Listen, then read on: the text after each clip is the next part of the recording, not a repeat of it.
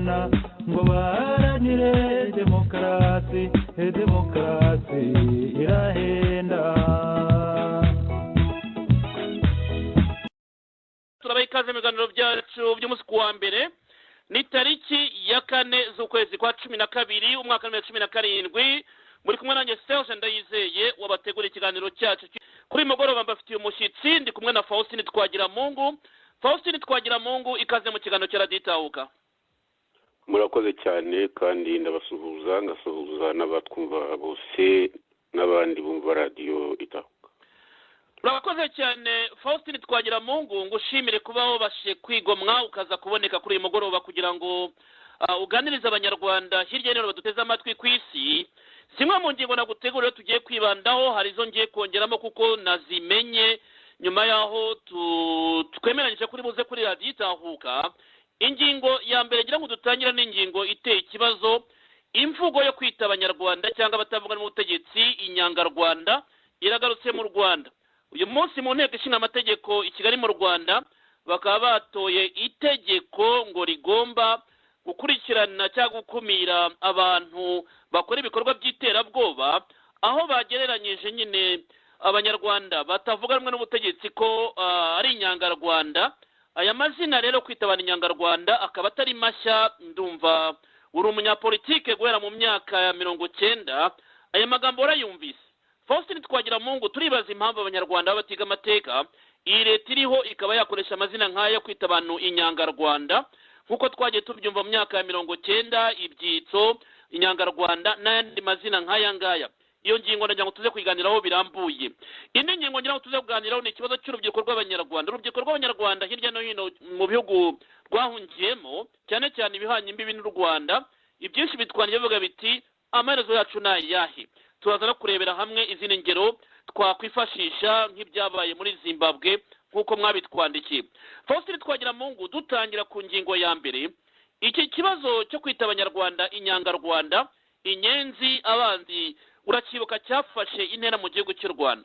Uyu munsi mu nteko ishinga amategeko bakaba batoye itegeko ry'umushinga rigomba gukumira ibyaha byambuka umupaka, ariko cyane cyane ibyaha twavuga yuko ari ibyaha bya terorisme, aho bagereranya cyangwa bashyira abanyarwanda batavuga n'ubutegetsi bwa Kigali ko nabo bagombye kuba abagambanyi, aho umudepite yavuze ati nge sinemeranywa namwe kuba muca ku ruhande, ni mu byature muvuge ko tuzabafate nk'inyangarwanda bigire umumaro. Aya ni amagambo akomeye rero kuba twaba tuvuga tuti amateka twigisha iki. Faustine Twagiramungu, kuba abanyarwanda mu bintu twaciyemo ubutegetsi buriho bwa bwicita abanyarwanda inyangarwanda. Reka tube twumve ako gace mbere yuko nagusaba yuko ari cyo babivugaho. Tumaze kumva uyu mudepite John Rukumbura wise abanyarwanda inyangarwanda, ariko itegeko rikaba ryatambutse mu nteko ishinga amategeko rizakurikirana cyangwa rigareba ibyaha byambukiranya imipaka, cyane cyane ibyaha bya terorisme, aho abanyarwanda bakora bari mu mitwe ya politike baba bitwa inyangarwanda nk'uko uyu mudepite yabyatuye akabivuga ati nica ku ruhande, nimubita inyangarwanda bigire ingano. Hari ukuntu rimwe na rimwe tunyura hirya amagambo na issue ugasanga biravunanye. Mukuri reka tuvuge tuti iri tegeko n'umushinga w'itegeko birareba u Rwanda, ntabwo bireba Amerika, ntibireba. So iterabwoba uko umunyarwanda ry'interpretinga nibyo bizagavaninga ibyo tuzashyira muri uyu mushinga. Ntabwo tuzatega ibyo hirya no hino, niko twe tubireba, niko twe nk'abanyarwanda tubireba. Washaka kugera uzana iterabwoba, wamugira marayika uri muri Amerika, uri hehe, twebwe tuzamutwara nk'iki, nk'terrorisite.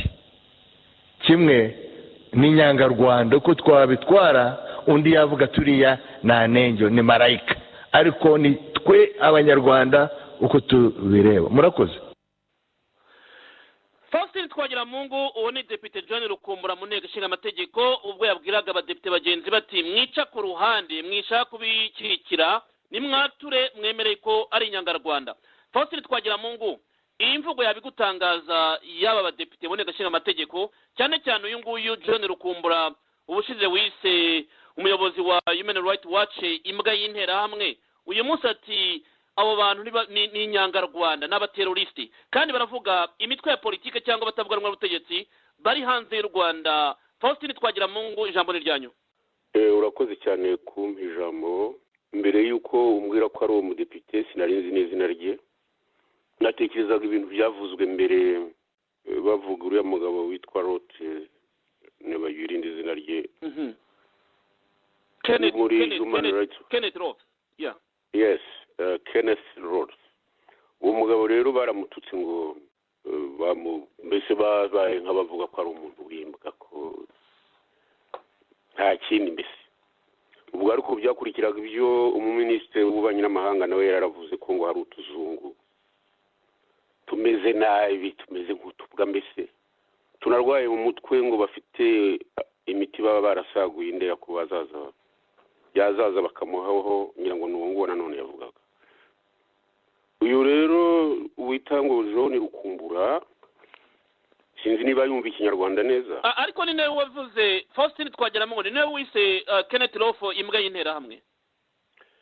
Uyu muntu ubundi bagombye kumufatira ibyemezo akava muri parlement. Nta burere afite, ntabwo yubahiriza parlement. Ku isi yose nta muntu ushobora gutukana muri parlement ngo bamwihorere, akabigira kabiri. Yatutse abo banyamahanga kubera ko haratanabaza. Abanyamahanga nibo bafashije FPR kugira ngo ujye ku butegetsi. Ndibwira ko Human Rights Watch itaza kubaho ngo habe n'umudamu witwa Deforge Alison, ntabwo Kagame aba yicaye aho yicaye. Nyungu bwiza ukuri, amarira uwo mukecuru yarize yari muri Maison Blanche hamwe na Clinton bavuga ko bigomba kwemezwa ko ari jenoside, yataza kubaho ntibiba byarabaye. Icyo ni icyambere. Icya kabiri, uyu rero John Rukumbura we icyo namusabira nuko bamwirukana akava muri parlement. Nta burere afite, n'urukozasoni. Ikindi cya kabiri nongera kuri we, mbere yo kuvuga ayo magambo azabanze y'ikinyarwanda, ibyo bya so muri ya parlement bigomba kuvaho, ngo na interpreting umuturage uri muri commune Gishoma aho mvuka ntabwo abyumva, ngo no kuzagavaninga ni iki se? Abo bantu bajye babanza babaha ibizami by'ikinyarwanda mbere yo kubashyira mu ntebe bicaramo aho ngaho muri iyo nama y'abadepite. Iki rero cyo kuvuga ngo abanyarwanda baba hanze baba mu gihugu bashyizeho amashyaka cyangwa se bakaba bari mu bindi bintu mbese birwanya guverinoma, nibwira ko kurwanya guverinoma iriho ari uburenganzira bwacu, ni uburenganzira bw'abanyarwanda bandi bari mu mashyaka, kubera ko reka niba Kagame avuga nk'uko yabivuze ko u Rwanda ngo rwatangiye kongera kubaho muri 1994 abafatiye ubutegetsi, akavuga ko igihe abami bategekaga bari barategetse neza kugeza nawe afashe ubutegetsi. Ibyo narabyiyumviye.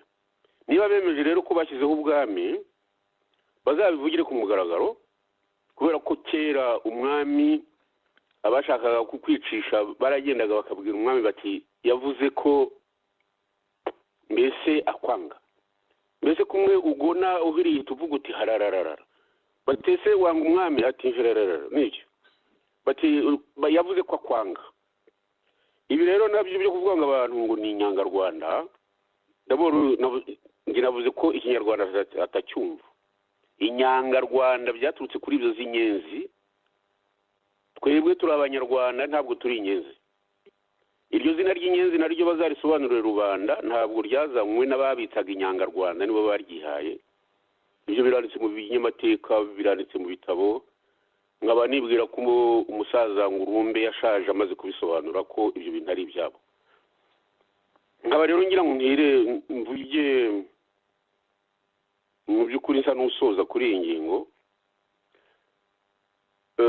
Abantu bariyemera cyane, bariyemera kumva ko ngo muri parlement barimo ariyo nteko ngo bashobora kwivugira ibyo bashaka ngo bakavuga ko bazirukana abantu. Twebwe turi abanyarwanda kanuni, igihugu ni icyacu, ntabwo igihugu ari icya Kagame. Igihugu ntabwo ari icy'u John Rutumbura n'abandi bakorana nawe. Tugomba kugira ijambo mu gihugu cyacu, abakirimo bagomba kurigira byanze bikunze. Ntabwo rero twumva ko guverinoma twakomeje kubivuga kenshi ko ari iy'igitugu. Tugiye kumara imyaka 60 turwanya bene izo guverinoma. Iri zina ntituzaryemera, ariko abazakomeza kuri twita tuzakomeza kubarwanya byanze bikunze uko bizagenda kose. Nta muntu, aba bantu bagomba kuba barwaye ikintu cyo kwiyemeza. Bararwaye, ntabwo ari bazima. Baba ari ababayobora, baba ari nabo ubwabo muri parlement aho ngaho mu nteko ishinga amategeko, bararwaye. Kuko imvugo bakoresha iteka ni ibintu by'ubwirasi, byo gushaka kwereka abandi ko nta gaciro bafite. Wankorera ku nzu namwica, nzabarasa ngo izuba riva, wagira nkoraho abantu bagomba kwitunda. Igihugu ni icy'abanyarwanda. Cyese umuntu wese uri hanze cyangwa se akaba mu gihugu akaba yumva atari umunyarwanda. Nkaba rero ngira ngo ngewe nsabe iyo nteko ishinga amategeko ko igomba kwandika yihanangiriza uwo muntu. Ntabwo ashobora gukomeza gutuka abantu, ngo atuke abazungu, tukabirabura, tukababonye bose ngo bamwemerere. Ikindi, agomba kuzabanza gukora ikizami cy'ikinyarwanda. Ibyo kuza abantu bakangata bavuga ibyongereza, bavuga ibifaransa, bagira ngo abaturage barabyumva, ibyo byo bigomba no guhagarara. Rero aho ngaho nashingira. Mwagasuzuguro rero, ako gasuzuguro kagomba gucika. Igihugu ni icyacu twe abanyarwanda. Igihugu nongere mbisubiremo, ntabwo ari icya Kagame, nta nubwo ari icya FPR Kagame, kuko FPR twari tuzi ntikibaho. Amagambo yanyu nayo.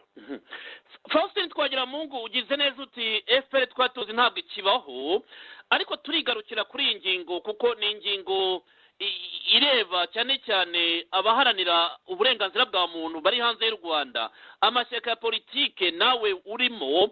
Kuba rero hatorwa itegeko, bo bakavuga ngo ibikorwa byose mwamukora hanze barabafata nk'imitwe ya terrorism, imitwe itemewe mu Rwanda, kuko Rukumbura yabishimangiraga. Aha niho nakubaza ni Faustin Twagiramungu, aya magambo akoreshwa nta mateka twigisha yigeze gukoreshwa n'ubundi butegetsi cyangwa n'abandi bantu babaye mu bundi butegetsi? Nari nzi ko bayaranduye cyangwa banayaciye muri cya kinyarwanda bavuga ngo bigisha abanyarwanda.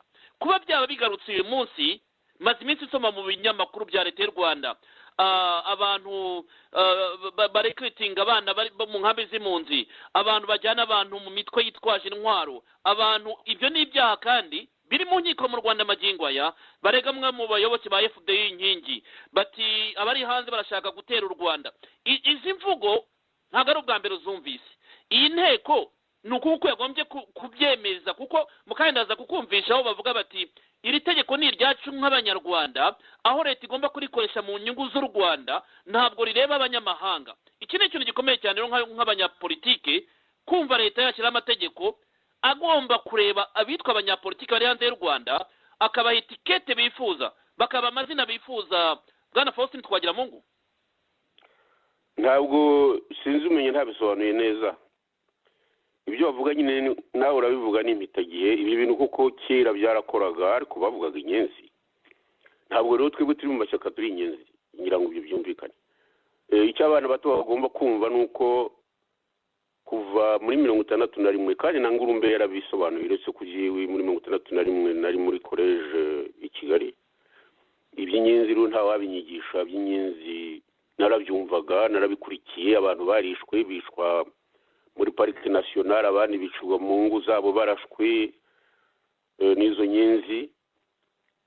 Nkaba numva ko twebwe ntabwo twari twagera kuri urwo rugero rw'inyenzi.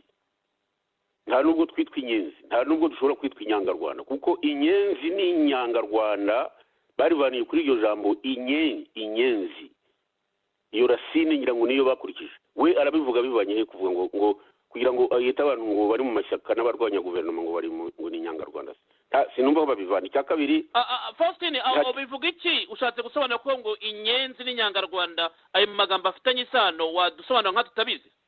Racine navuze ko ijambo ribanza ni inyenzi mbere yo kujya ugere ku nyenzi ni inyenzi nizo z'Inyangarwanda. Ntabwo bavuze abanga u Rwanda cyangwa abanzi b'u Rwanda babyisiye gutyo. Navuye ko wenda ari abanzi b'u Rwanda noneho tumenye ibyo ari byo ari uvuga ngo ni Inyangarwanda ngaho abantu ari inyenzi ntabwo byemewe. Ni ugushingira ko inyenzi ari uko byandikwaga n'Inyangarwanda nizo bitaga inyenzi urumva. Donc ubwo rero nkaba nibwira ko mu by'ukuri ashobora kuvuga ati abazatera u Rwanda n'abanzi b'u Rwanda ibyo ndumva nta shingiro bifite. Ntabwo turi abanzi b'u Rwanda ahubwo yavuga ko ari abakunda u Rwanda turashaka kurubohoza mu by'ukuri.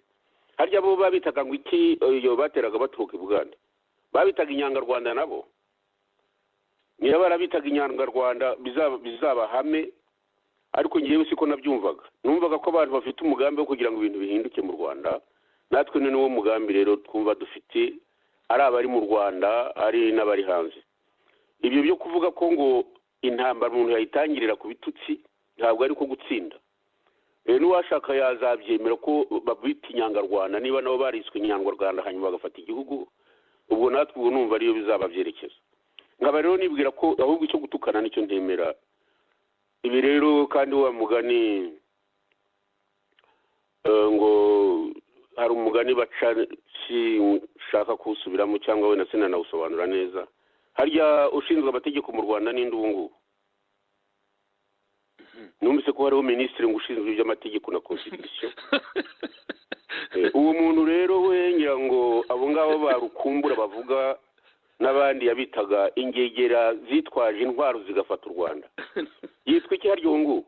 Ngo ni Vodafone ariko tumwita hano kuri radio. Ibyo bya Vodafone byo numva wenda ari nk'igisingizo ariko irindi yagumbye kwitwa iki. Ariko abantu bajye bashyira mu gaciro. Ubona arafungwa n'ibyo bitutsi yatanze ariko abantu ngo barwanya regime ngo bazatukwe bitwa Inyangarwanda. Yewe uzashaka ushatse kunyitira Inyangarwanda sibyo bizatuma njogora kumigo ufite.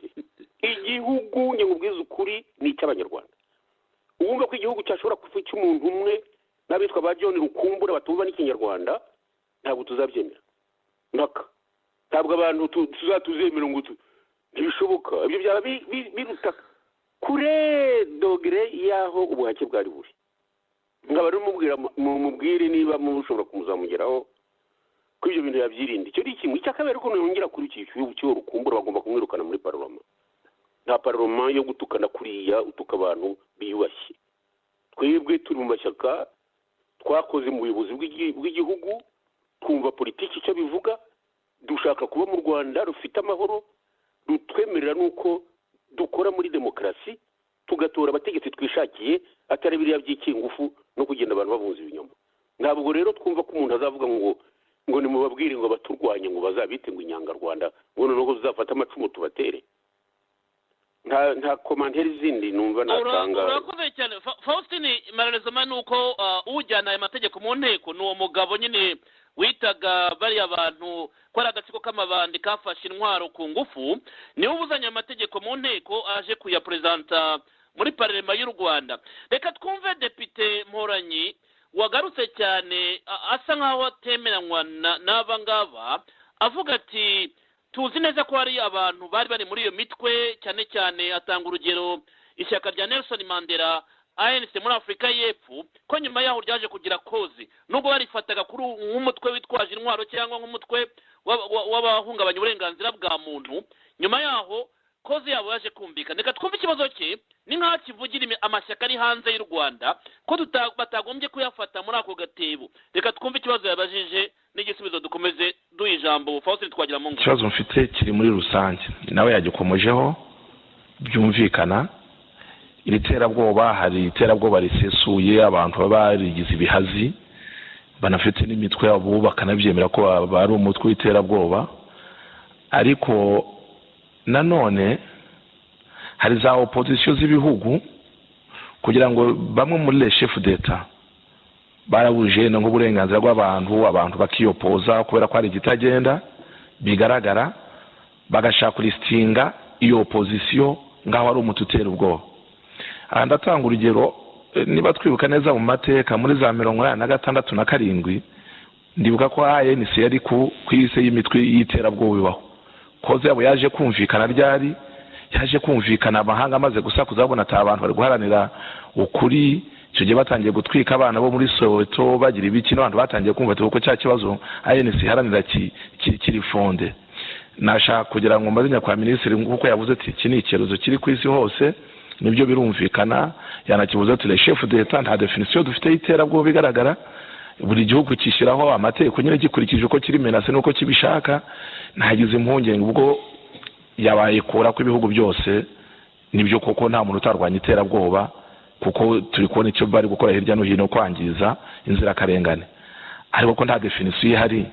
Icyo gihe abantu bazajya batandukanya gutyo ko tuzi ko hari ibihugu bimwe na bimwe biba biyobowe nabi, abandi bakifuza ko ubuyobozi bwahinduka kubera impamvu zigaragara, noneho abari ku buyobozi bakazita umutwe w'iterabwoba.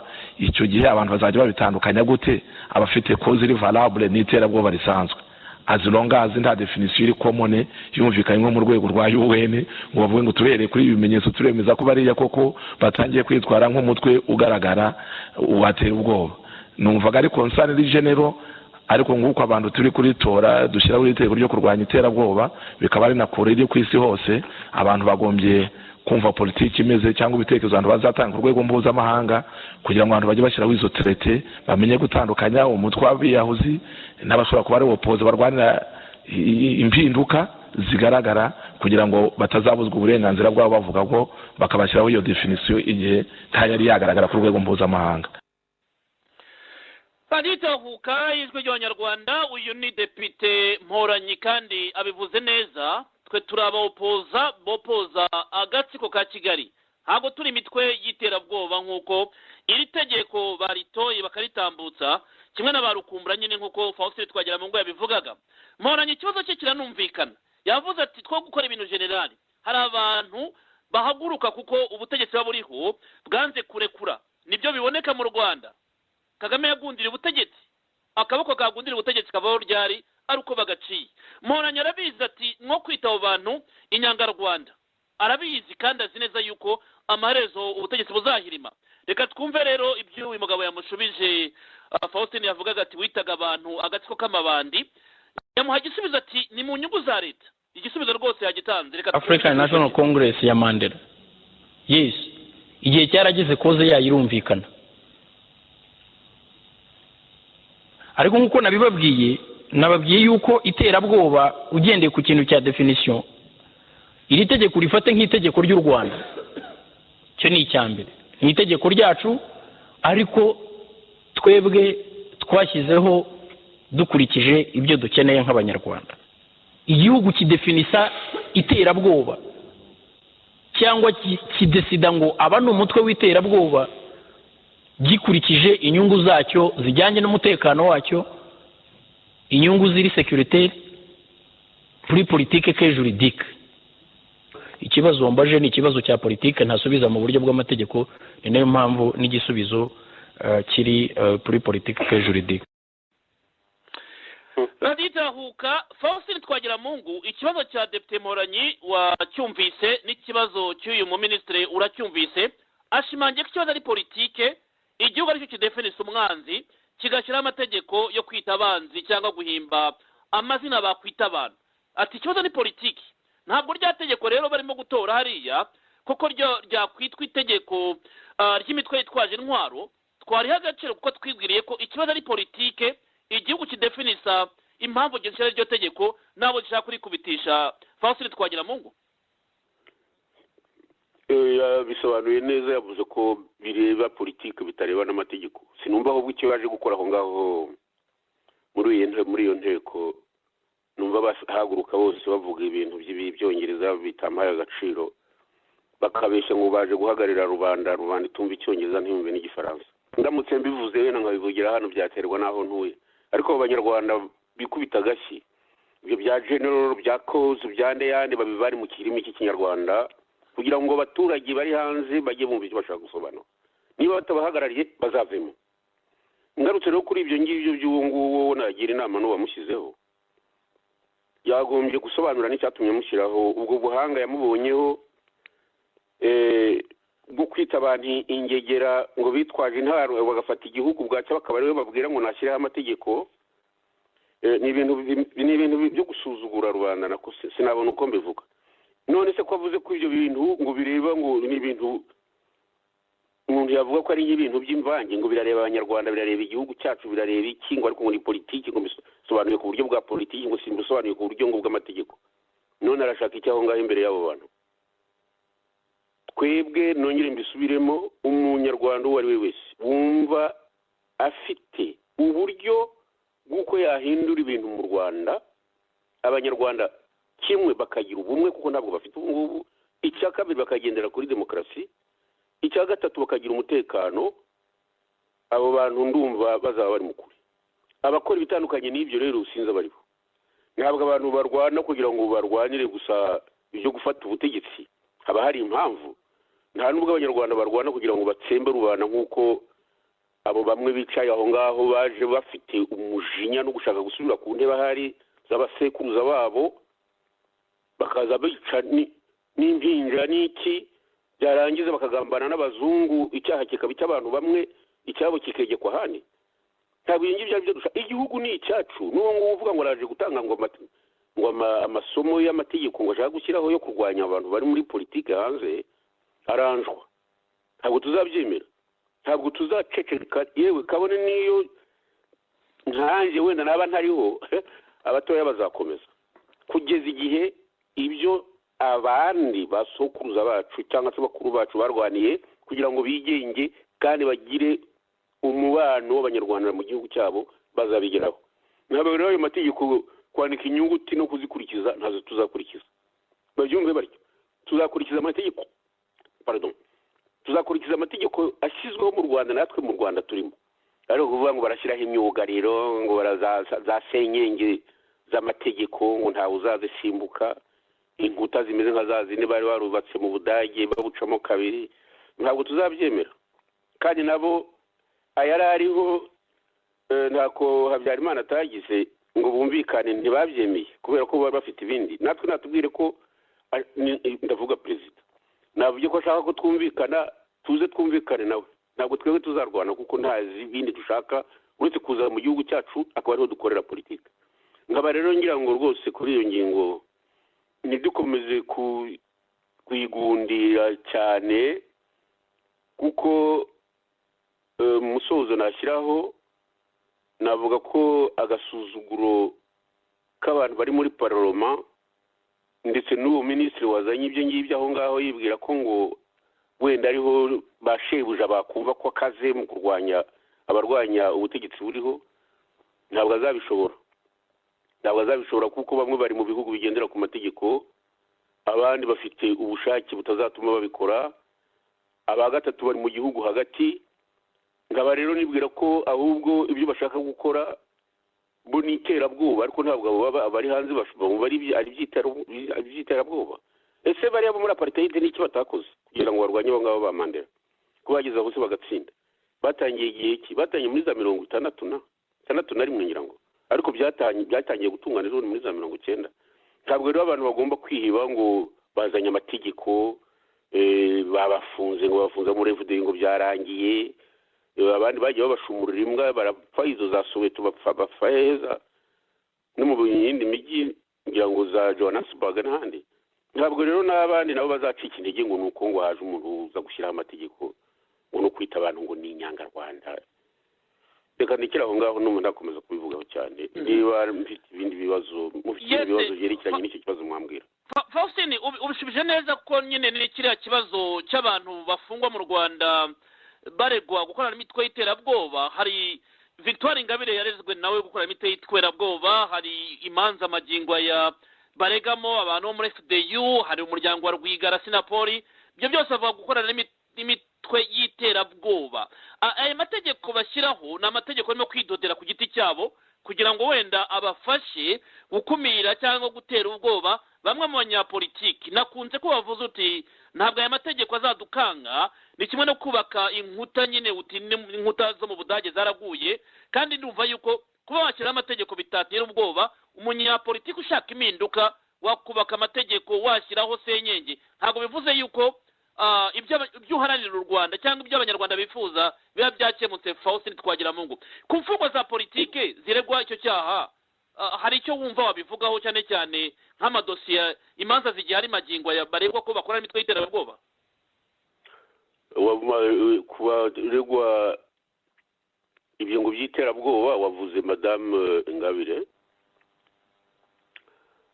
Madame Ingabire yagize ikintu cy'ubutwari. Mu by'ukuri aje kwandikisha ishyaka, nta nubwo aje kwiyamamaza nk'uko rubanda bakunze kubikwiza. Ntabwo yavuze ko yiyamamaza, yashoboraga kuvuga ati ishyaka ntiryanditswe ngiye kwiyamamaza nk'umuntu mbese udafite ishyaka. ngira ngo ntiyari kubikora kubera ko we yari anarifite kandi bizwi ko ari we perezida waryo. Yabyihoreye rero agize ngo anagaruke asobanurire bagenzi be uko byagenze, bamugarura ku kibuga cy'indege ngo akorana n'imitwe ngo yitwaje intwaro, ibintu by'ibihimbano. Abo bantu baje kumushinja nta nubwo twabonye amafoto yabo, ntabwo nubwo twamenye ibyo bakoze. Ikindi nuko ngo bamufungiye kuba yaravuze ku rwibutso ko ngo abahutu bapfuye nabo bakwiye kwibukwa. Nkaba nibwira ko icyo ngicyo atari icyaha, keretse uwavuga ati arabeshya nta bapfuye, ariko barapfuye nyine. N'abo ngabo bubatse izo nzibutso bazi ko bishe abahutu benshi, ariko bakomeje kurengerwa n'abazungu babakingira ikibaba. Twebwe abanyarwanda nitwe tubizi. Akaba ari nayo mpamvu hari abanyarwanda batazavuga ko bakomeza kureka iyo regime igakomeza kwibwanagiza ngo nta cyaha bakoze. Baje bica, barangiza intambara bica. Iby'Ingabire rero yavuze ntabwo yagombaga kubifungirwa, yavugishije ukuri ku mpamvu zombi uko ari ebyiri. Iya mbere niyo ngiyo yo kuvuga ati nabo nibibukwa abandi nk'uko abandi bibukwa. Icya kabiri ni ubwo ati turi muri demokarasi, muri kinandikisha ishyaka, maze mpangane n'umukuru w'igihugu mu matora. Ntabwo byabaye, ahubwo habaye ibinyoma nyine byo kumuhimbira ko ngo yafatanije nabo muri FDLR. Udafatanya siri muri FDLR ninde ko nabo bafatanije na barwarakabije n'abandi baza rwihishwa tutazi, cyangwa abandi bakoreshwa nabo muri izo ngabo ziri mu mashyamba ya Kongo, birirwa babanekera bakabaha raporo, bakabatwerera n'amafaranga yo kubaka amazu mu bindi bihugu. Ibi ngibi ntibakomeza kubikangisha n'ibintu by'ibihuha gusa. Ngira ngo uwo mudamu mu by'ukuri simuburanira sindavuga we, ariko Madame Ingabire afungiwe ubusa. Yafungiwe ubusa, yarakwiye gufungurwa. Yafungiwe ubusa nk'uko babizi mu ngo bafungiwe ubusa. Nta muntu uzavuga ko ashaka gushyiraho ishyaka uzemerwa. Nkaba rero icyo ngicyo cyo mudamu cyo ari ubunyumba. Ariko noneho reka tugaruke kuri aba ngaba bandi ba Mushayidi barafunzwe. Abantu bandi barimo bakizito barafunzwe ngo bakorana n'imitwe bose ngo iyo abantu bashaka gusenya igihugu. Abantu bafite ubushake ko ibintu bihinduka. Kuvuga abantu bafite ubushake bwo ibintu bihinduka nuko abanyarwanda babana. Icyo kibazo cy'abahutu n'abatutsi bakaba bashaka no kugikemura ari urubyiruko, ari abantu bato bumva ko tutakomeza muri iyi njyana y'abantu bafite amateka bigishijwe na base, bari bafite umujinya nuko bavanywe ku butegetsi n'abo bahutu bavuga ngo bo muri parlement hutu, dore ko ari bagomba ko iteka ari bagomba kugenda bavuga ngo nibo bavanye ku butegetsi. Kuba baravanye ku butegetsi byari ngombwa. Nta nshingano abanyarwanda bari bafite ko abantu b'indobanure bigize igitangaza bakomeza gutegeka u Rwanda bonyine. Abo rero nka Perezida Kagame ngira ngo niko abyumva, kuko yabiguye n'umubyeyi we ko abahutu batigeze bategeka, ko yagombye kubategeka akabumvisha. Ubu arabikora, ariko ndibwira ko bitazakomeza. Abo rero bose nicyo bazira. Ba Mushayidi ari abo bakizito bavuze ko n'abandi bapfuye yakubitaga nako yanyuraga inzira imwe na Madame Ingabire. Abandi noneho nabi bari abaje ejo bundi mu muryango wo kwa Rwigara. Umuryango wo kwa Rwigara nkaba nibwira ko ibyabo bisa naho umuntu yavuga ko bisobanutse cyane. Icya mbere Diane Rwigara yashyizeho ishyaka bararyanga. Ntabwo yatinye rero yarishyizeho ishyaka bararyanga, ariyamamaza bamwangira ko yiyamamaza. None ubu ngubu nibyo afungiwe ko yatinyutse kwiyamamaza agatinyuka no gushyiraho ishyaka. Icyo gihugu se tuzakibamo dute koko niba umuntu adashobora kuvuga icyo atekereza? Ikindi kuri madamu Rwigara ko nawe afunzwe akaba afunganywe n'umwana we Diane Rwigara, kandi mu by'ukuri bakaba bavuga hari ko basa n'abafatanije icyaha. Ibintu bimwe twagiye tubyumva ngo ibyo bavuze kuri telefone, ibindi wenda ni inyandiko, ariko hari zimwe zatashe kwemerwa ngo zagiye muri Jeune Afrique n'ibindi nk'ibyo ngibyo, mbese bisa n'ibyo bita kugerekaho abantu. Ariko baba madamu Ingabire, baba ba Mushayidi, baba ba Kizito Mihigo n'abandi nk'abo bari muri prison, nta n'umwe numva utaravuze ukuri.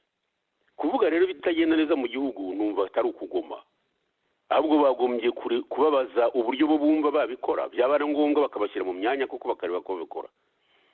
Ikintu rero cyavuzwe cyane muri iki gihe, ngira ngo sinasubira mu magambo madamu Rwigara yavuze, ariko ntawamushije gusobanura uko situation cyangwa se uko ibintu byifashe mu gihugu. Yavuze ibyerekeranye n'ubwicanyi, avuga politiki y'ubwibone yazanywe na FPR, avuga ibintu by'ubuhemu byabaye muri iyo FPR. Naho Diane we yavuze ko ashaka kuvugurura cyane cyane akubahiriza uburenganzira bwa muntu, no kuvuga bimwe bita mu cyongereza ngo bya human rights na demokarasi. Icyo ni icya kabiri. Icya gatatu avuga ko ashaka guca umuco mubi wo kwangiza umutungo w'igihugu, n'ibyo bita mu cyongereza corruption. Ibyo byose yarabivuze. Sinumva rero ko ibingibi umuntu yabifungirwa, bamureka rubanda ikavuga ko ibimugayiye ntimutore, ariko kumufunga cyangwa ukamubuza kwitoresha cyangwa se gutorwa, numva ibyo ngibyo ari ingingo ituma abantu bafata intwaro. Nta kindi gituma abantu bafata intwaro. Ntabwo umuntu umwe azavuga mu gihugu cyacu ngo avugirwe n'abo ngabo ngo bita abantu inyangarwanda, n'abo bandi bavuga ngo bareka barengera igihugu baza gushyiraho amategeko atumvikana, aribo ba nyirabayazana babanje gutesha iyo leta agaciro, babita ingegera zitwaje intwaro, none akaba aribo baza kubwira abantu ibyo bagomba gukora. Nkaba rero numva nta gaciro twabiha Serge. Twebwe ntabwo ngiye kuvuga izina rya wa mugabo bita ngo simbikangwa, ntabwo tubikangwa mu by'ukuri. Ikintu twahagurukiye, yewe ndavuga ibyunzi, twahagurukiye kugira ngo abanyarwanda bashyire hamwe, twahagurukiye kugira ngo tuvugishe ukuri mu mateka yacu tutarimanganya nk'uko bamwe barimanganya igihe. Twahagurukiye kugira ngo dushake demokarasi mu gihugu cyacu, twishyire twizane kandi twubahirize n'uburenganzira bwa kiremwamuntu. Ibindi umuntu yakongeraho bya politike ni ugucunga neza ibya rubanda. Nkaba rero nibwira ko umuntu uvuga ko tutabishobora cyangwa ko we yabikora wenyine, ubu tugomba kuzamurwanya kugeza igihe mbese tubonye bihindutse. Njye nuko nguko nakubwira. Urakoze cyane Faustin Twagiramungu. Icyizere cyo kirahari, kandi abanyarwanda hirya no hino ntabwo bagombye guterwa ubwoba n'amategeko ashyirwaho na leta y'agatsiko, cyane cyane bamumva yuko nibashyira amategeko abantu bazabebera, bagatinya kuvuga icyo batekereza, bagatinya kugira ibikorwa bajyamo. Ayo mategeko rwose nababwira yuko mugomba namwe guhaguruka mukirwanaho. Niba muzumva bazashyira amategeko abakumira muri Buraya, icyo gihugu muzakigeramo muti. Nahoze mbona bamwe mu nyandikira muti leta y'u Rwanda nyine nkuko mu mategeko bavuze ngo basinyaye amasezerano na Ethiopia. Amasezerano ahoraho yashyizweho na leta ya Habyarimana kuva muri 78. Uyu munsi icyo bakoze ngo ni ukongera kuyasubiramo, gusinyana amasezerano na Zambia, gusinyana amasezerano na Zimbabwe n'ahandi. Ayo masezerano ngo yo guhererekanya abanyabyaha nibyo leta y'u Rwanda izakomeza kubikora, ariko se muzatinya kugira icyo muvuga, mutinye kugira icyo mukora kereka niba muri abanyabyaha? Niba uzi ko uri umwere se uratinya iki? Niba uzi ko ntacyo wishisha urajya mu mwobo kuyihe mpamvu? Amategeko bazayashyiraho. Niba bavuga bati urashaka abanyabyaha, wowe ukaba uzi ko utari umunyacyaha, urababazwa n'iki?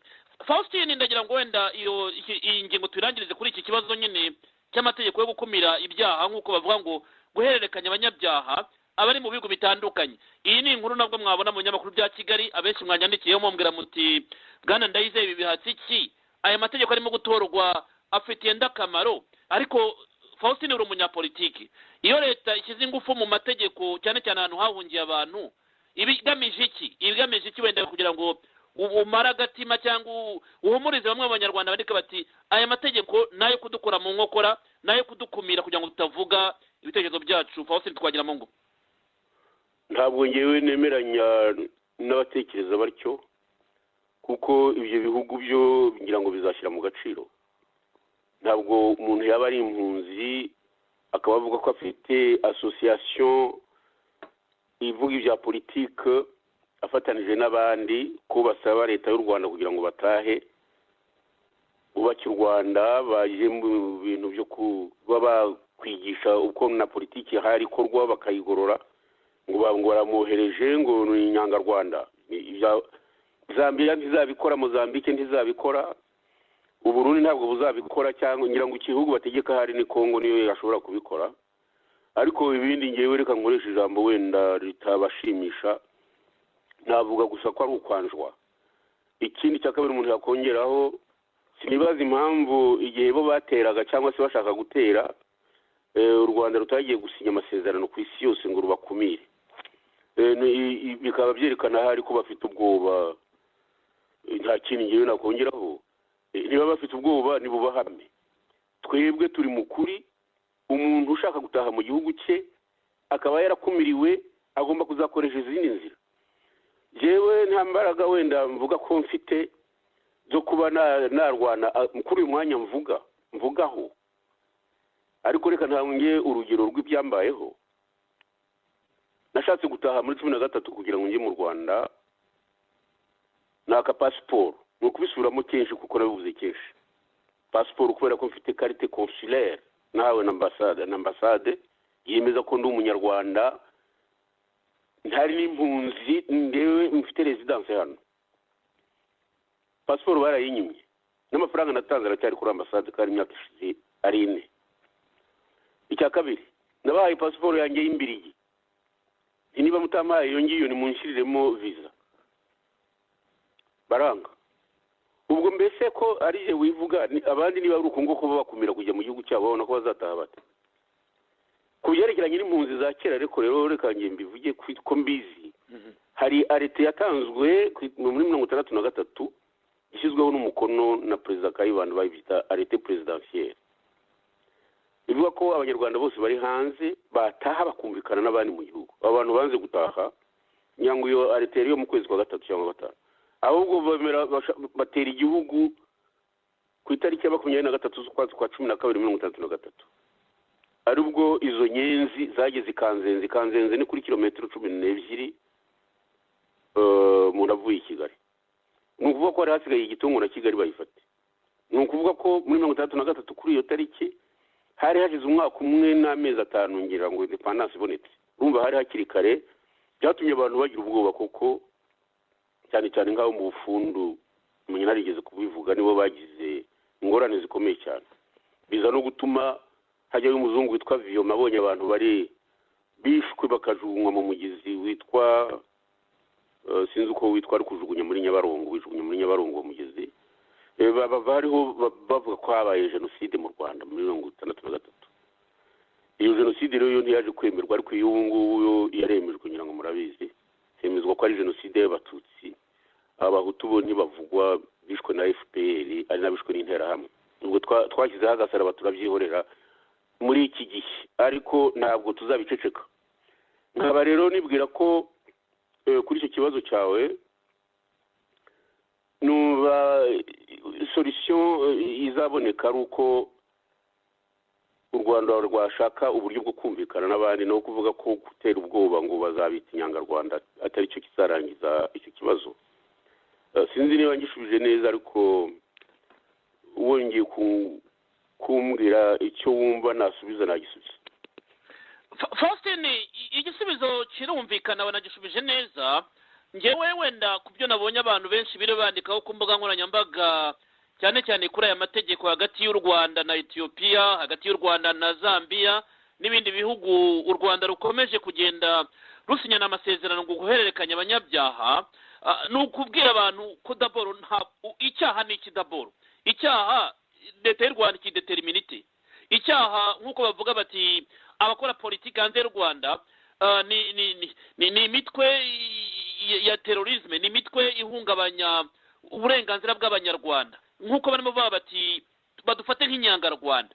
Iri tegeko ryo kuvuga ngo guhererekanya abanyabyaha nanone ndumva ridatandukanye na ririya twanavugagaho mbere ry'imitwe y'iterabwoba, kuko leta y'u Rwanda ntizadetermine mu bunyabyaha. Niba hari icyaha ukurikiranyweho na leta y'u Rwanda bafite uburyo bazagihimba. Ese Faustin bazavuga bati uri mu Bubiligi, uri umunyabyaha, turakwifuza, twandikira ambasade y'Ububiligi, njye ndi muri Amerika, bandikira Amerika bati cyangwa se Ndayizeye n'umunyabyaha. Ese hari icyaha nzaba nakorera u Rwanda ku buryo leta y'u Rwanda yansaba? Aha ngaha ndavuga particularly ku by'umwihariko ku by'umwihariko ku bari muri Zambia no muri Ethiopia, ko niho iri tegeko ry'uyu munsi bapashije niho byavugwaga cyane ko banangije kuri nonosora ryatambutse. Abanyarwanda muri ibyo bihugu bakurikiranye ibyo byaha baba bari mu kangaratete cyangwa baba bumva ko amazi yarenze inkombe. Faustin Twagiramungu, niba mwumva neza ikibazo cyanjye. Ikibazo cyawe numva ko iryo tegeko niba ntabwo ari itegeko, numva ari ubwumvikane bagiranye n'ibindi bihugu, ariko nukongera kubisubiramo kereka n'ibyo bihugu bizafata ruswa, ariko nibikoresha ubwenge na politike numva batazabyemera, nta muntu bazohereza gusinya. Si ukuvuga ko bemeye ibyo u Rwanda rushaka, ko bazajya bafata umuntu nk'uko perezida Kagame abishaka, cyangwa se serivisi za DMI zibishaka, cyangwa se uwo minisitiri washyizeho amategeko uko abishaka. Ngewe simbyemera. Niba ari ibihugu bigendera ku mategeko, umuntu nawe w'impunzi uri aho ngaho, ngira ngo niba twese turi impunzi tugomba gushyiraho uburyo tuzakoreramo kugira ngo ayo mategeko apfe ubusa. Ikindi ni uko ibyo bisa no kwanduranya. Ariko mbese kuki guverinoma zari ziriho za guverinoma ya Habyarimana itigeze ikoresha ubwo buriganya bwose ngo bagende basinya n'abantu ko nawe bari kumusinyira mbere igihe yategekaga, bavuga ko nawe yazanye amajyambere nk'uko Kagame ahora arata ngo yazanye amajyambere gusa. Naba nawe yageze aho ngaho aza kubyumva avuga ati nimushyireho amashyaka. None se Kagame ko adashaka ko dutaha mu gihugu n'abatashyaka bafunga, aragira ngo tubikorere hehe? Duceceke rero tumwubahire hano, cyangwa dutahe tube ingaruzwa muheto mu gihugu cyacu. Ibyo ntibizashoboka. Uko bizagenda kose bizakomeza bikorwe, abantu bazakomeza bite inyangarwana nk'uko bo babishaka, ariko amaherezo nuko bazagira ku cyo bashaka, kuko ntabwo abategetsi nabo bariho ubu ngubu ntabwo bazabaho nk'amabuye cyangwa imisozi. Nkaba rero nibwira ko byasinywe na Ethiopia bikaba byasinywe na Zambia, cyangwa se bikazasinywa na Mozambique na Afurika y'Epfo, yewe na Angola na Congo n'ibindi, cyangwa se Congo Brazzaville, sinumva ko hari agaciro umuntu yagombye kubiha cyangwa se ngo bitere abantu ubwoba b'impunzi. Ikindi ni uko hari imiryango mpuzamahanga numva abantu bagomba kuzavugiramo. Ntabwo Kagame ategeka Afurika. Mu kanya nahoze mvuga ko batagombye no kumubwira ngo azabe perezida wa OIA, niba ari OIA Union Africaine, iriya bita ngo yego, ubwo ni umuryango hari wunze ubumwe wa Afurika. Igituma bivuga nuko hari abantu b'abazungu birirwa babongorera ko bashyizeho amategeko hari nk'ayo byashoboka ko abantu babakoraho presiyo bagataha. Abazungu bafite uruhare runini cyane, kuko igituma mvuga ko Kagame atagumye no kuba yayobora uwo muryango wabera perezida n'ibintu mberetse kubivuga mu yandi magambo, ibintu byo gufatanya n'abo bazungu bakica Kadafi wari ufite uburyo abanyafurika bashyira hamwe bakaba bagira ifaranga rimwe kandi bakaba bashyira n'ibihugu byabo rimwe. Mbese avuga ibyo Nkuruma yavugaga, uwo nguwo akamurwanya, numva nta gaciro abantu bagomba kumuha muri Afurika. Uwo muntu n'indwanyi, iyo atarwanye yumva aribwa mugani we. Uwo muntu ntashaka umuntu umuvuguruza mu gihugu, yigize kabutindi, noneho ngo azanye n'amategeko rero n'abo ngabo bamubeshya bihakirwa, bahoze bamwita ko ari ingegera. Nkaba nibwira ko abantu bitagombye kubatera ubwoba. Yewe nuko nguko narangiza. urakoze cyane Faustin Twagiramungu. Ndagira ngo tugane kuri iyi ngingo irebana n'ikibazo cy'urubyiruko, ko urubyiruko rw'abanyarwanda hirya no hino ruba rubaza ruti mutugire inama, muduhe umurongo icyo mutekereza. Ariko nanone iyi ngingo yaje nyuma y'aho James Kabarebe avugiye yuko bo bari muri Uganda, ko bari barahejwe ishyanga, bahagurutse bagafata intwaro bagatera u Rwanda. Iyi ngingo ndifuza yuko tuyiganiraho Faustin Twagiramungu. Reka ariko tube twibukiranye ibyo Kabarebe yavuze ubwo yagezaga imbere y'urubyiruko rugera ku 1000 ijambo kuri iyi sabukuru y'imyaka 30 barimo kwitegura, avuga yuko ukwinjiza urubyiruko mu gisirikare kuri bo rwose urubyiruko rwarizanaga ngo ntibahendahendaga. Noneho uze umbwira icyo utekereza kuri iri jambo magambo arambuye Faustin Twagiramungu. hatarimo no kwinginga, nta kwinginga kwabagamo, ahubwo abana barwaniraga kuza mu gisirikare kandi ingorane ari nyinshi cyane. So icya nyuma navugaho ku buzima bw'abanyarwanda bw'icyo gihe ni level ya resilience, kwihangana, resilience, kugira ngo abanyarwanda basurvivinge imyaka y'ubuhunzi 30 mu bihugu barimo. Ntabwo ari ibintu byari byoroshye. Ahantu hamwe havuga abanyarwanda bari za Nyakivara, za Nshungerezi, za Cyangware, za Toro, za Mushiha, za Bibwe, ntabwo ari ahantu hari hakwiye kuba abantu. Ubundi survival rate yari ntoya cyane, ariko kugira ngo bashobore kubaho bagere aho batekereza kubohora igihugu cyabo ni intambwe ndende cyane. Icya nyuma nuko ku ruhare rw'urubyiruko bwite, FPR yari ifite objectives ziri political, ariko ntabwo yashoboraga kuzigeraho idafite the military, idafite igisirikare, idakoresheje ingufu, kubera ko leta yari hari y'igitugu. Ntabwo yashoboraga kumva ururimi rwa politiki hatabanje intambara. Ni ukuvuga ko FPR yagombaga kubyara RPA yari yiganjemo urubyiruko, nk'uko duhora tubivuga 99% ya RPA rwari urubyiruko, kuva kuri leadership, kuva ku top leadership, ba Red Fred, His Excellency Paul Kagame, ba Bunyenyezi, abo bose babaye aba senior officers, ba majoro kuri ku myaka 22. So urumva ko rwari urubyiruko, ariko urubyiruko rutekereza big. Nta munsi n'umwe twabonaga abayobozi bacu bafite imyaka 22, 23, 24 ngo tubabone nk'urubyiruko nk'abana. Twababonaga as leaders. Natwe ubwacu ntabwo twibonaga nk'abana, twibonaga nk'abantu bafite ibitekerezo n'umugambi kandi tubishoboye. Nta gihe na gito twatekereje ko duciriritse, twatekerezaga ko dufite imbaraga kandi dufite ibitekerezo. So aho ngaho niho havuye rero inzira yo kubohora igihugu. Byarashobokaga ko FPR yahinduka ikaba nka izo ngero zindi utanga, byarashobokaga, byari possible. Ikintu kimwe gusa nicyo cyafashije FPR, giye uko mbibona n'abandi bakadaza bagenzi banjye uko babibona. Buriya kuvangura FPR no kuvangura His Excellency biragoye cyane.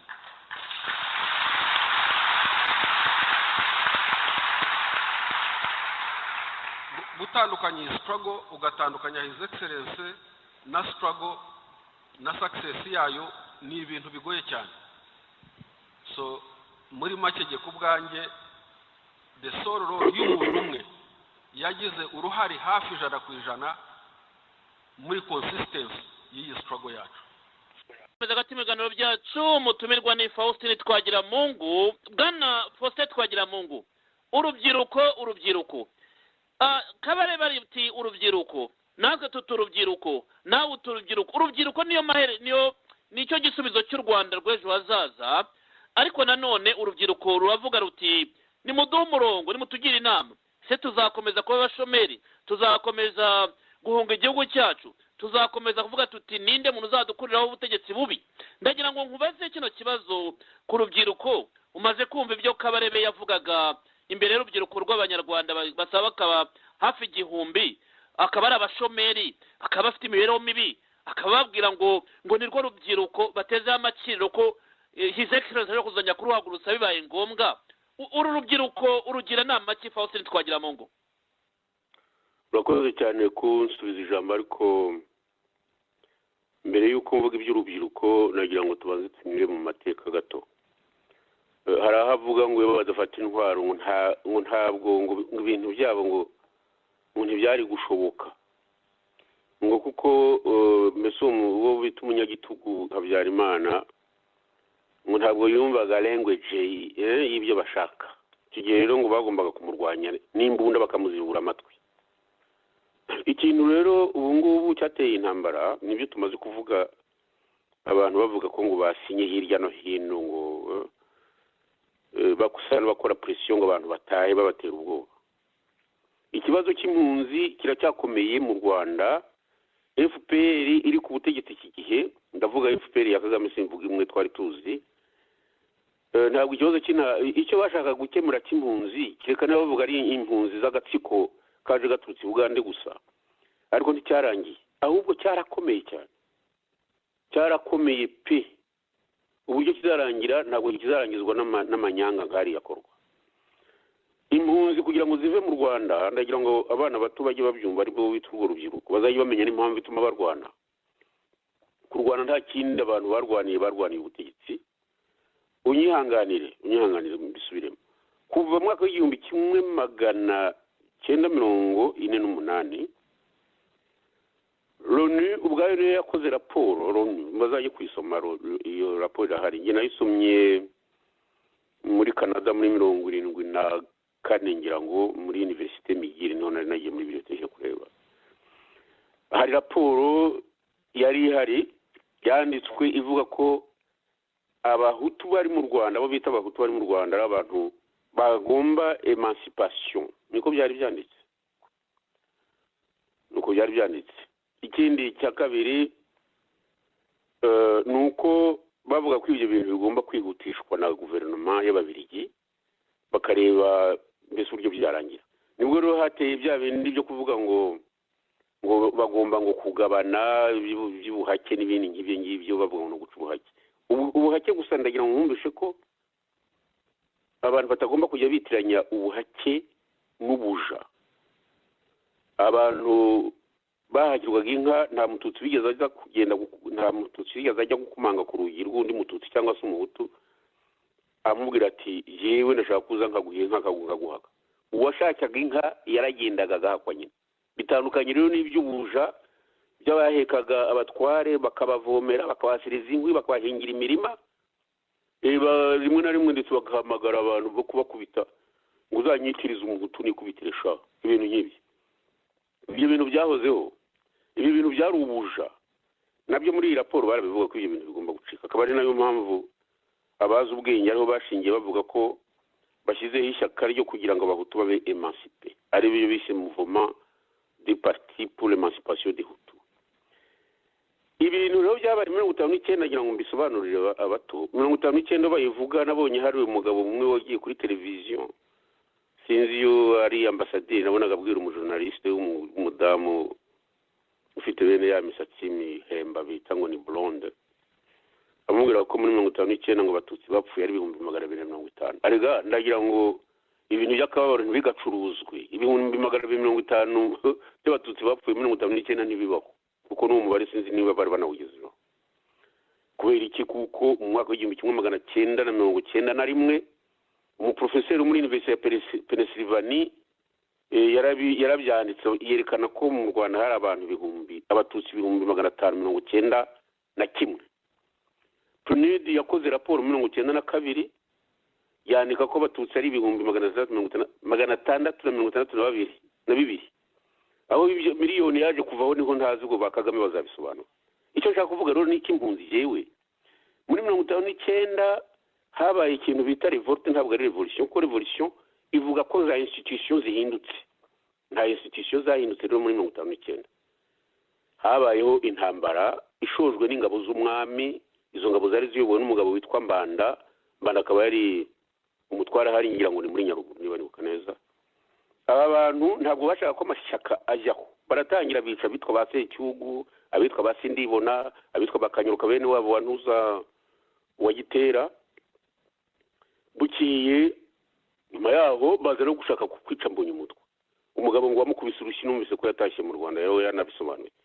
Bigeze kundiza nibwo abantu batangiraga gutwika amazu, kandi koko ibyo byitwika amazu rero byatumye abatware no kuvuga abashefu n'abasushefu, mbese abantu bose bari barashyize abantu ku kintu kimeze nk'inguye babasuzugura, babatwikiye amazu.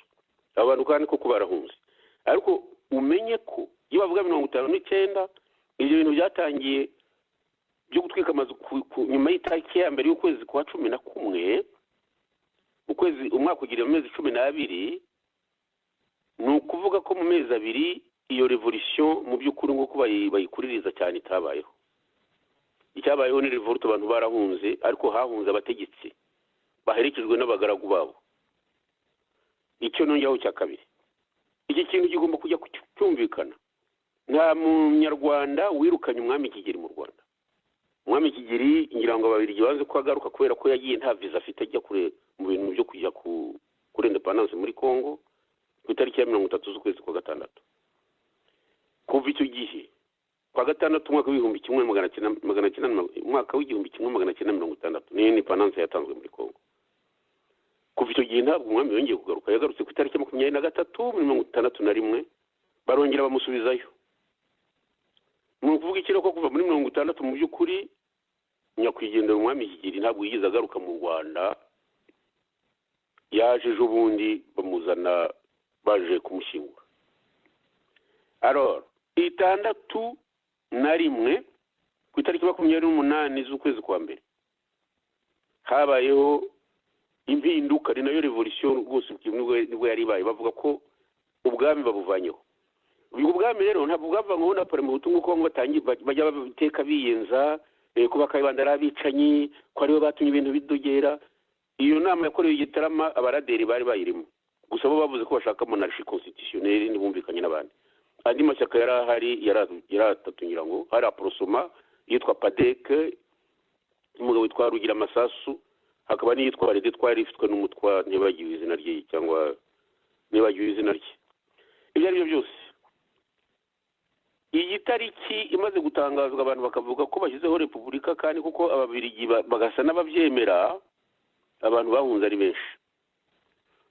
benshi ngira ngo bamwe bamaze kugeza muri za 60 ans, mu kuvuga imyaka 60, bafite ibyo ba papa wabo bagiye bababwira n'uburyo bagiye. Sinshaka kongera kurondogora mvuga uburyo bavuye mu gihugu, ariko abantu bagiye n'imodoka zabo babigira i Bugande, abandi bigira Bujumbura, abandi bajya muri Congo. Ku yihe mpamvu rero? Ku mpamvu imwe, muri 60 nta mazu yatwitswe, 61 nta mazu yatwitswe. Abantu babonye amatora arangiye yo mu kwezi kwa 7 n'ukwa 8 60 bashyizeho ababurugumesitiri b'abahutu. Abantu baravuga ati ntabwo dushobora gutegekwa n'abahutu, bahitamo kugenda. Ibyo ntawe uzabinyigisha kuko kubera ko umwami matara hari kandi n'abahutu bategetse, byababaje abantu benshi cyane cyane abategekaga, kandi babwira n'abagaragu babo n'abahutu barabaherekeje. Iyo bavuga rero iby'impunzi bagira ngo ni kimwe na biriya byabaye ejo bundi by'ubwicanyi. Ibyo bintu abana bato bagomba kuko abantu benshi batazi n'ayo mateka barabyitwaza.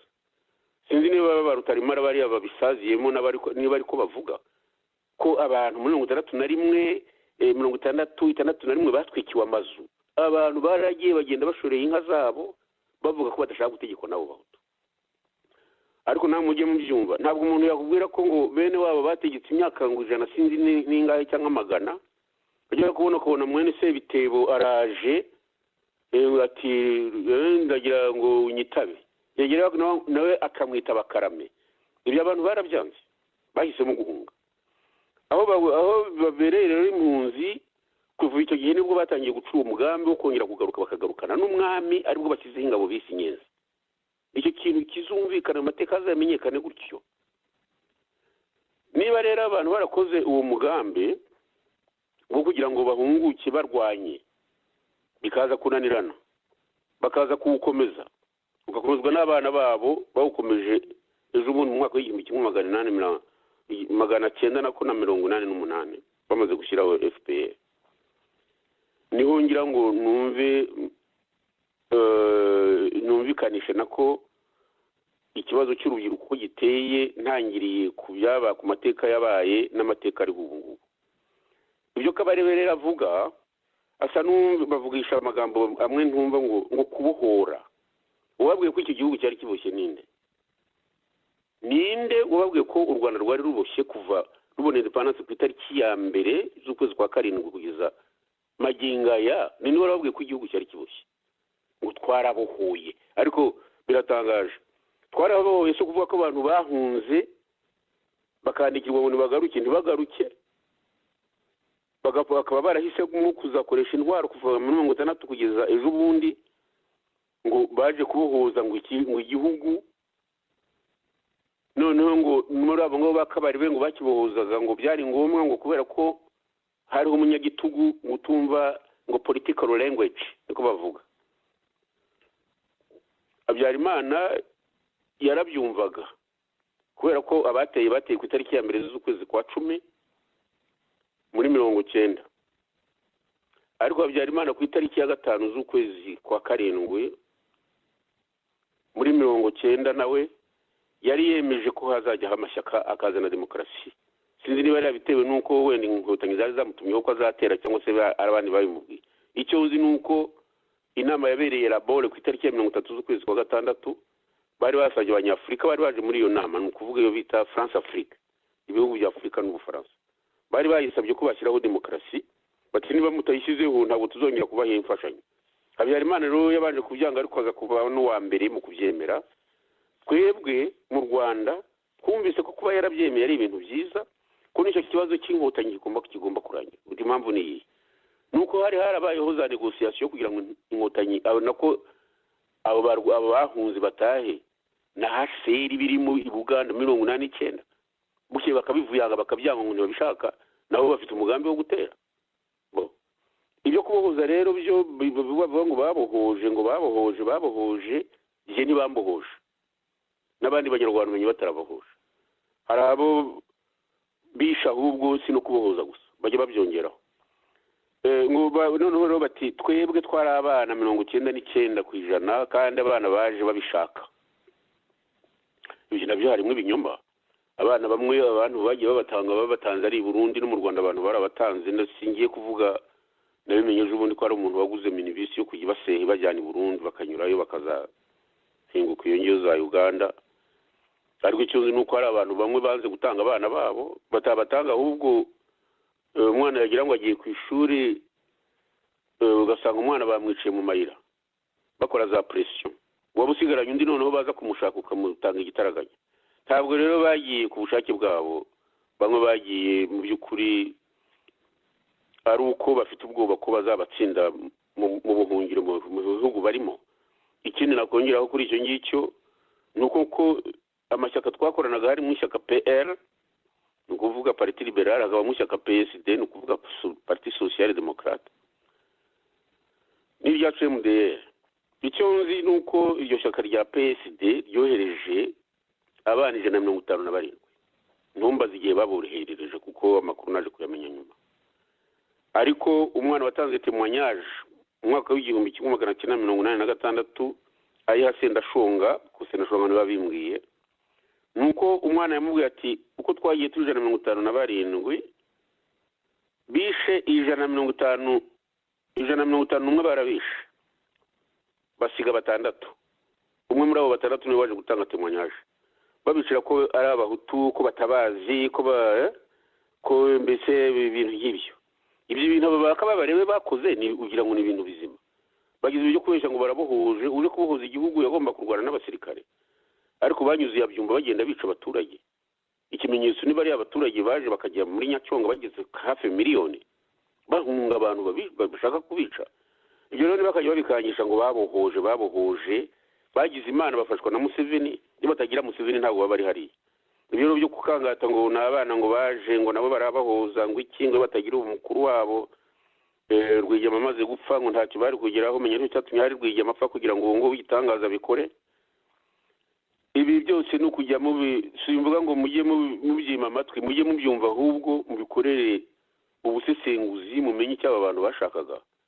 Icyo bashakaga ntabwo ari ukubohora abanyarwanda kubera ko batari buboshye. Abantu baje babishakamo inyungu, barwana nk'abantu bafite ikintu cyo guhora. Nicyo nabonye, kandi reka tubivuge kuko amateka arabyerekana. ubwo ngubu uvuga ngo bayobowe n'umuntu ubizi, ibyo kurwana bishobora kuba ari genetike, biri mu maraso y'umuntu. Umuntu watangije imvururu bwa mbere mu gihugu kandi byabaye umugani ngo biracika nk'uko byacikiye ku Rucunshu, ni umugabo witwa Kabare. Kabare rero Kabare byarwa na Rwakagara, ibyo ntabwo ari amateka y'igitangaza.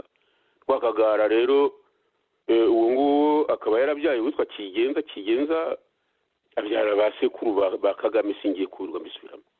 Kagame n'umwakagara, Kanjogera n'umwakagara, Kanjogera na Kabare uwo nguwo amarorerwa bakoreye u Rwanda nta utayazi, n'umwana mutarabizi. Niba rero ibyagiyeho iki gihe ari byo kuvuga ngo abantu baterekera ibyo ba sekuruza bakoraga, ni amahano. Kandi kuko amahano yarabaye mu gihugu, ni ukuvuga ngo nice n'impinja, nice abo mbonye bose, ariko ubutegetsi mbufate. No ku Rucunshu niko byagenze.